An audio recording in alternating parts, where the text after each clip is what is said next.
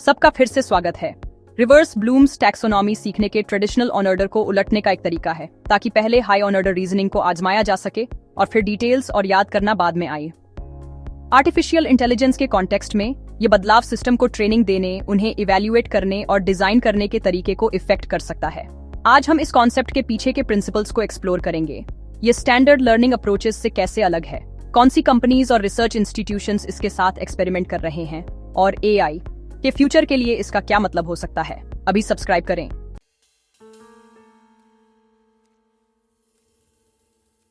Blooms taxonomy, जिसे 1950 के दशक में बनाया गया था, इंसान की लर्निंग के लेवल्स को बांटने के लिए एक फ्रेमवर्क के तौर पर यूज किया जाता रहा है। लेवल्स आमतौर पर याद रखने से लेकर समझने तक ऊपर की ओर बढ़ते हैं, फिर अप्लाई करने, एनालाइज करने, इवेल्युएट करने और आखिर में क्रिएट करने तक। रिवर्स ब्लूम्स टैक्सोनॉमी ये कहती है कि कुछ सिचुएशंस में ऑर्डर को उल्टा किया जा सकता है। फैक्ट्स और बेसिक रिकॉल से स्टार्ट करने के बजाय सिस्टम्स पहले हाई लेवल की रीजनिंग या क्रिएशन टास्क को ट्राई करते हैं, फिर ये प्रोसेस मेमोरी और कॉम्प्रिहेंशन को स्ट्रांग करने के लिए पीछे की तरफ काम करता है। ये ट्रेडिशनल टीचिंग के हिसाब से अजीब है, लेकिन एआई सिस्टम्स को डिजाइन करते टाइम ये फायदे दे सकता है जो जनरलाइज कर सकें।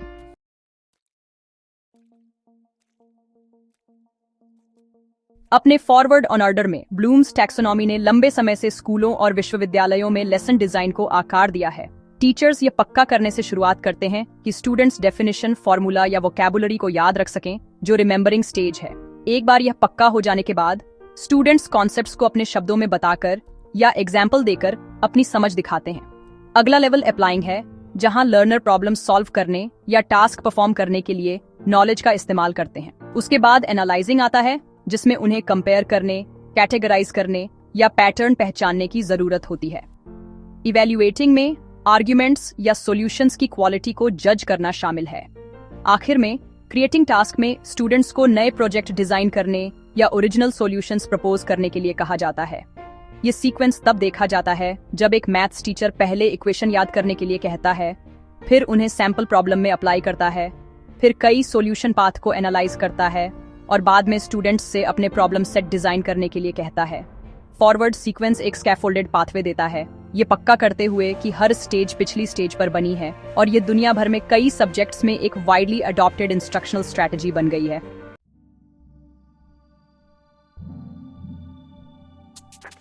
एआई डेवलपमेंट में मॉडल ट्रेनिंग या जांच के दौरान ऑर्डर्स को उल्टा भी किया जा सकता है। जैसे लेबल किए गए एग्जाम्पलों को रटने से शुरू करने के बजाय एक एआई को नए सिंथेसिस प्रॉब्लम्स पर टेस्ट किया जा सकता है।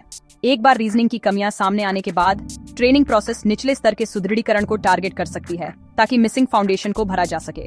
MIT की कंप्यूटर साइंस और आर्टिफिशियल इंटेलिजेंस लैब के रिसर्चर्स ने पैटर्न रिकॉग्निशन के बजाय मॉडल्स को फ्लेक्सिबल रीजनिंग दिखाने की जरूरत पर बात की है। एक उल्टा तरीका यह पहचानने के लिए एक ज्यादा सख्त फिल्टर दे सकता है कि सिस्टम में सही जनरलाइजेशन क्षमता है या नहीं।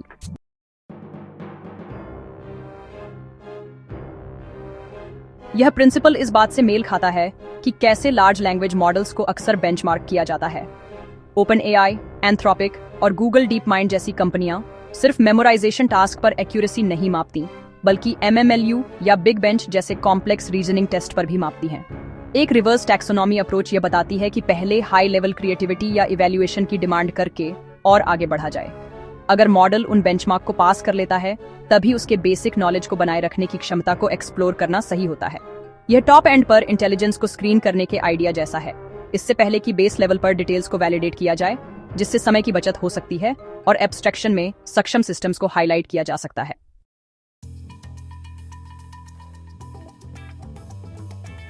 इसका एक इस्तेमाल ऑटोनॉमस गाड़ियों में हो सकता है। टेस्ला, वेमो और टोयोटा ऐसी गाड़ियां बना रहे हैं जिन्हें सड़क के मुश्किल हालात को समझना होता है। सिर्फ ट्रैफिक नियमों या संकेतों को याद करने के बजाय सिस्टम को सीधे बड़े फैसले लेने वाले सिमुलेशन में डाला जा सकता है। जैसे अचानक कोई रुकावट आने पर सबसे सुरक्षित तरीके से गाड़ी चलाने के लिए विश्लेषण, मूल्यांकन और नया तरीका ढूंढना पड़ता है। अगर सिस्टम फेल हो जाता है तो डेवलपर्स यह पता लगा सकते हैं कि सड़क के तत्वों को पहचानने या नियमों को याद रखने में कहाँ कमी थी। आकलन का यह उलटा तरीका डेवलपमेंट में कमजोरियों को पहले ही दिखा सकता है और ज्यादा आत्मविश्वास से बचा सकता है।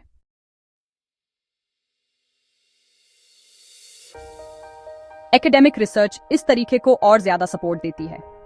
I.III स्पेक्ट्रम में 2023 के एक आर्टिकल में यह बताया गया था कि सिर्फ याद करने वाले बेंचमार्क्स पर ध्यान देने से कैपेबिलिटी का इंप्रेशन बढ़ सकता है। शुरू में हाई ऑन ऑर्डर रीजनिंग को टेस्ट करके मॉडल में कमजोर एरियाज को पहचाना जा सकता है जो फैक्चुअल क्विज़ से सामने नहीं आते। ऑक्सफोर्ड यूनिवर्सिटी के इंजीनियरिंग डिपार्टमेंट ने यह जानने के लिए reverse on order problem sets पर एक्सपेरिमेंट किया है कि क्या AI स्टूडेंट्स बिना स्टेप बाय स्टेप प्रॉम्प्टिंग के एडवांस्ड सिंथेसिस टास्क को हैंडल कर सकते हैं। नतीजों से पता चला कि इस तरह से कमजोरियों को सामने लाने से यह साफ हो गया कि असल में फाउंडेशनल रीइंफोर्समेंट कहां जरूरी था।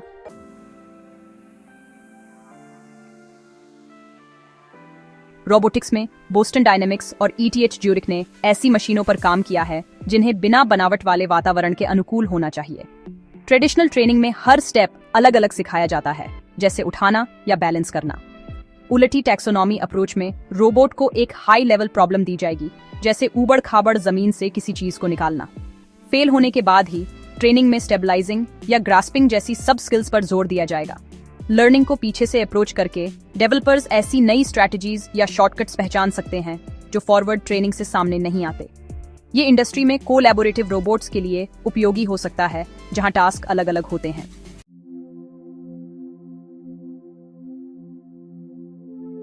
एक चुनौती यह है कि रिवर्स ऑर्डरिंग यह मानती है कि सिस्टम में हायर लेवल के काम करने के लिए पर्याप्त इनिशियल कैपेसिटी है, बिना बेसिक ग्राउंडिंग के। कुछ आलोचकों का तर्क है कि यह इनएफिशिएंट हो सकता है, खासकर उन मॉडल्स के लिए जिनकी पहले से ट्रेनिंग लिमिटेड है।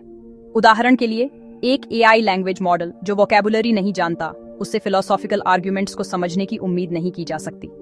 फिर भी बड़े पैमाने की प्री ट्रेनिंग में, जैसा कि OpenAI या Meta AI द्वारा किया जाता है, मॉडल्स पहले से ही बहुत सारा बैकग्राउंड डेटा हासिल कर लेते हैं। उन मामलों में हायर ऑन ऑर्डर इवैल्यूएशन के साथ शुरुआत करना सही हो सकता है। स्टैनफोर्ड यूनिवर्सिटी के रिसर्चर्स ने नेचर मशीन इंटेलिजेंस में बताया कि प्री ट्रेनिंग रिवर्स इवैल्यूएशन के लिए पर्याप्त स्कैफोल्डिंग प्रोवाइड करती है।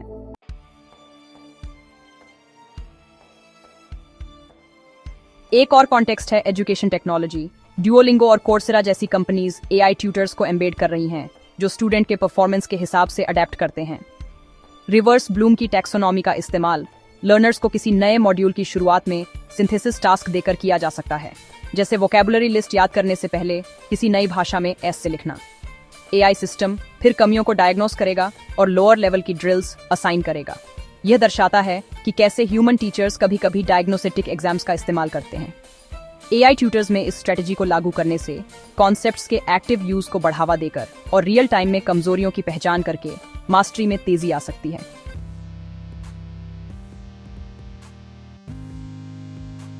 रिवर्स ब्लूम्स टैक्सोनॉमी भी रीइंफोर्समेंट लर्निंग से जुड़ी है। स्टैंडर्ड रीइंफोर्समेंट लर्निंग में एजेंट्स आसान कामों से शुरू करते हैं और मुश्किल कामों की तरफ बढ़ते हैं। डीप माइंड के प्रोजेक्ट्स ने रिवर्स में करिकुलम लर्निंग को एक्सप्लोर किया है। एजेंट्स को कॉम्प्लेक्स एनवायरनमेंट्स में रखा जाता है, जैसे मल्टी स्टेप गेम्स, और वे कामों को पीछे की तरफ तोड़ना सीखते हैं। इससे इनोवेटिव स्ट्रैटेजीज सामने आ सकती हैं। उदाहरण के लिए, स्टारक्राफ्ट 2 लर्निंग एनवायरनमेंट में जिन एजेंट्स ने शुरू में पूरे गेम की कंडीशंस का सामना किया, उन्होंने अनएक्सपेक्टेड टैक्टिकल सॉल्यूशंस डेवलप किए, जिन्हें बाद में बेसिक माइक्रो स्किल्स के साथ रीइंफोर्स किया गया। यह इस दावे को सपोर्ट करता है कि कॉम्प्लेक्सिटी से शुरू करना कभी-कभी बेहतर जनरलाइजेशन दे सकता है।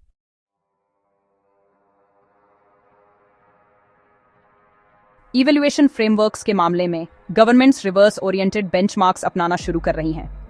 यूरोपियन कमीशन के AI एक्ट प्रपोजल्स में नैरोवर टेक्निकल स्टैंडर्ड्स के साथ कंप्लायंस चेक करने से पहले हाई लेवल सोसाइटल रिस्क्स पर AI सिस्टम्स के स्ट्रेस टेस्टिंग शामिल हैं। यह कई मायनों में रिवर्स ब्लूम्स लॉजिक जैसा ही है। यूनाइटेड स्टेट्स में national institute of standards and technology ने ऐसे टेस्ट्स पायलट किए हैं, जहां मॉडल्स को सबसे पहले फाइनेंस या हेल्थ केयर जैसे डोमेन्स में एडवर्सेरियल रीजनिंग प्रॉब्लम्स से एक्सपोज किया जाता है। उन इवैल्यूएशंस के बाद ही developers lower level compliance checklists के साथ आगे बढ़ते हैं। यह top down strategy catastrophic failures को रोकने का प्रयास करती है।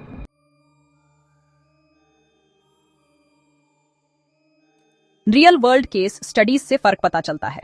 IBM वाटसन हेल्थ के मेडिकल डायग्नोसिस AI को देखें, जिसने शुरुआत में मेडिकल गाइडलाइंस के फैक्चुअल रिट्रीवल पर जोर दिया था। हालांकि जब इसे जटिल पेशेंट केसेस पर टेस्ट किया गया, तो इसमें कमियां सामने आईं। रिवर्स ऑर्डरिंग से उन कमियों का पहले पता चल जाता। इसके उलट गूगल हेल्थ के साथ काम करने वाले मेयो क्लिनिक के रिसर्चर्स ने मॉडल्स को पहले जटिल डायग्नोस्टिक सिनेरियोज से परिचित कराकर ट्रेन किया। फिर उन्होंने सिम्पटम्स की बुनियादी पहचान को मजबूत करने के लिए पीछे से काम किया। साइंस ट्रांसलेशनल मेडिसिन की रिपोर्ट्स के अनुसार इस सीक्वेंस से ज्यादा भरोसेमंद डायग्नोस्टिक रिकमेंडेशंस मिले। यह अंतर दिखाता है कि ऑर्डर कितना जरूरी है।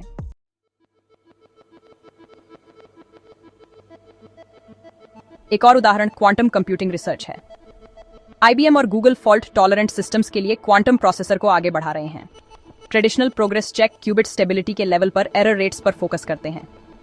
एक reverse taxonomy approach high level algorithmic performance से शुरू होगी, जैसे केमिस्ट्री सिमुलेशंस को अप्रॉक्सीमेट करने की एबिलिटी, और फिर क्यूबिट कोहेरेंस की तरफ पीछे की ओर काम करेगी। यह पहचान कर सकता है कि सिस्टम के गोल्स फीजिबल हैं या नहीं, इससे पहले कि बेस लेवल हार्डवेयर को रिफाइन करने में बहुत ज्यादा इन्वेस्ट किया जाए। मैक्स प्लैंक इंस्टीट्यूट के रिसर्चर्स ने तर्क दिया है कि एप्लीकेशन लेवल पर क्वांटम सिस्टम्स को पहले बेंचमार्क करने से रिसोर्सेज के वेस्ट होने से रोका जा सकता है।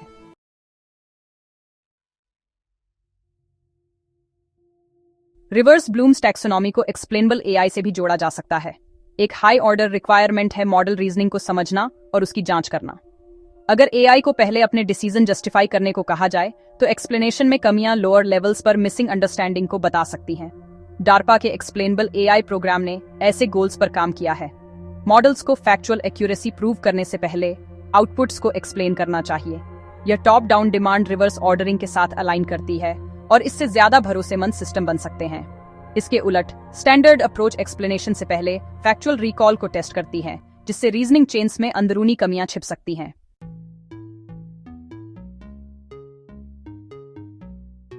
आने वाले समय में कंपनियां इस मेथोडोलॉजी को और बड़े पैमाने पर अपना सकती हैं। ऐसा माना जा रहा है कि 2026 तक कई AI बेंचमार्क शुरू में ही क्रिएशन और इवैल्यूएशन टास्क को इंटीग्रेट कर देंगे। उदाहरण के लिए एंथ्रोपिक ने सेफ्टी इवैल्यूएशन के लिए प्लान्स अनाउंस किए हैं, जो open ended reasoning stress test से शुरू होते हैं। अगर मॉडल्स पास होते हैं तभी लोअर लेवल फैक्चुअल रिलायबिलिटी का असेसमेंट किया जाएगा।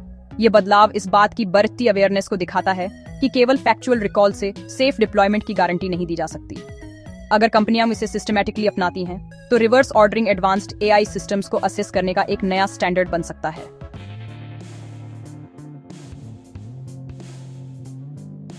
मीडियम टर्म में इसके इम्प्लीकेशंस वर्कफोर्स ट्रेनिंग तक फैले हुए हैं। सीमेंस और जनरल इलेक्ट्रिक जैसी कंपनियां उदाहरण के लिए इंडस्ट्रियल ऑप्टिमाइजेशन के लिए AI सिस्टम्स पर निर्भर करती हैं। अगर रिवर्स टैक्सोनॉमी मेथड्स अप्लाई किए जाते हैं तो इन सिस्टम्स को पहले स्ट्रैटेजिक प्लानिंग सिनेरियो पर टेस्ट किया जा सकता है, जैसे कि ग्रिड्स में एनर्जी डिमांड को बैलेंस करना, इससे पहले कि उन्हें कंपोनेंट लेवल मेंटेनेंस पर ड्रिल किया जाए। इससे पहले यह पता चल सकता है कि AI टूल्स असल में इंटीग्रेशन के लिए सूटेबल हैं या नहीं। इससे हायरिंग प्रैक्टिसेस भी बदल सकती हैं, जहां ह्यूमन एम्प्लॉयज को फैक्चुअल क्विजेस से पहले प्रॉब्लम सॉल्विंग पर इवैल्यूएट किया जाता है, जिसमें AI सिस्टम्स ट्यूटर और इवैल्यूएटर दोनों के रूप में काम करते हैं।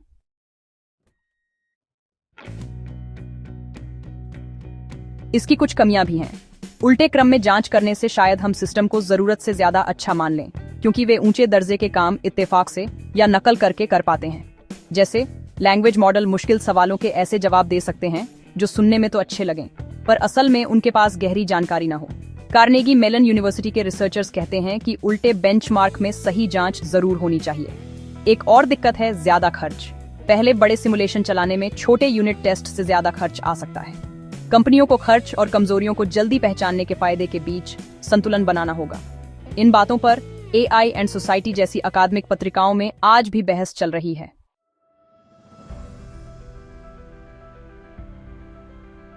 आगे जाकर देखें तो लॉन्ग टर्म इम्पैक्ट से AI गवर्नेंस बदल सकती है।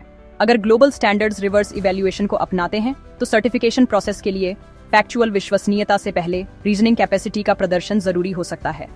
OECD और यूनेस्को जैसे इंटरनेशनल ऑर्गेनाइजेशंस ने ऐसे फ्रेमवर्क्स पर विचार किया है जो सोसाइटल लेवल के इवैल्यूएशन को प्राथमिकता देते हैं। इसका असर इस बात पर पड़ सकता है कि फ्यूचर में AI को हेल्थ केयर, डिफेंस या एजुकेशन में यूज करने के लिए कैसे लाइसेंस किया जाता है। 2030 तक AI सिस्टम्स के लिए डिप्लॉयमेंट से पहले टॉप डाउन ऑडिट्स से गुजरना रूटीन हो सकता है। ये रिवर्स टैक्सोनॉमी के साथ अलाइन करेगा और इंडस्ट्री और एकेडेमिया दोनों में AI डेवलपमेंट के कल्चर को बदल देगा।